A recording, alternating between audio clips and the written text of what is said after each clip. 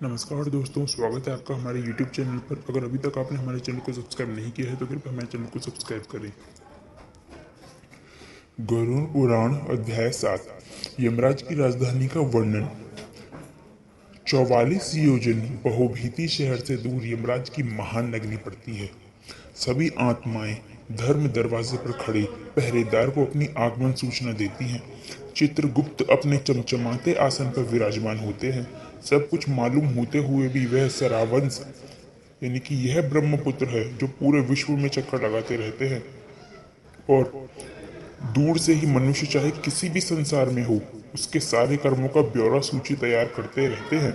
इनकी पत्नियां स्त्राविनीस मनुष्य की इच्छाओं और कल्पनाओं की सूची तैयार करती हैं। इस तरह मनुष्य के सब अच्छे बुरे कर्मों की सूची तैयार होती है और यह जानकारी चित्रगुप्त के पास जाती है। प्राचीन काल में बायोचिप का ज्ञान न होने के कारण ऐसा उल्लेख करके मनुष्य को एक भ्रम में रखा गया है। अब हम यह कह सकते हैं कि बायो यानी चिप सूक्ष्म आत्मा के साथ जुड़ी रहती है और जिसमें से पूरी जानकारी लेने के लिए केवल यमराज ही सक्षम है और उस जानकारी के आधार पर पुनर्जन्म होता है। जिस आत्माओं के अच्छे कर्म होते हैं उन्हें स्वर्ग की ओर भेजा जाता है। चित्रगुप्त द्वारा सूचित की हुई पाप आत्माओं को यमराज अपना भयानक रूप बहुत बड़े भैंसे पर विराजमान 32 हाथों में जो कि 3-3 जोजन लंबे हैं उनमें हथियार धारण किए हुए हैं और कुआओं के भांति लाल आंखें एक लंबा नाक दर्शाते हुए अपने दूतों को उन्हें नरक में ले जाने को कहते हैं। 21 महान भयानक नरकों में उनको यातनाएं दी जाती हैं। इस तरह अनेक यातनाएं सहनकर मनुष्य शुद्ध आत्मा के साथ फिर दूसरा जन्म लेता है। इस नगरी के बीचों बीच यमराज का चमचमाता भव्य भवन स्थित है। यह 200 योजन लंबा और 50 योजन ऊंचा है।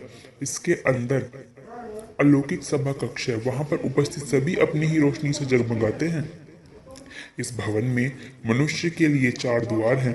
भव्य आसन के ऊपर छत्र के नीचे एक बड़े ताज से सुशोभित यमराज विराजमान होते हैं।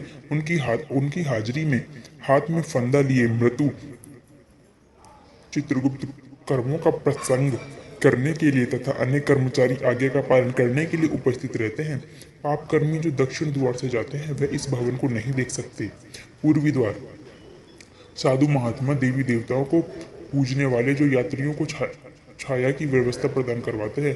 क्रोध और लालच से वंचित माता पिता की सेवा करने वाले गौतिल धरती का टुकड़ा आदि का दान, धार्मिक ग्रंथों का मनन अथवा सुनना शुद्ध वृत्ति वाले की आत्माएं इस भवन में प्रवेश कर पाती हैं। उत्तर द्वार पीले संदल के वृक्षों से महकता हुआ यह रास्ता वेदों के ज्ञाता मेहमानों का आदर सत्कार, देवी दुर्गा को पूजने वाले शुभ कार्य करते हुए गति प्राप्त करना, बनारस में मृत्यु योग विद्या ग्रहण करते गति पाना, दुर्घटनावश पवित्र जल में डूब जाना, दान पुण्य करने वाले इस रास्ते से सभा भवन में प्रवेश करते हैं।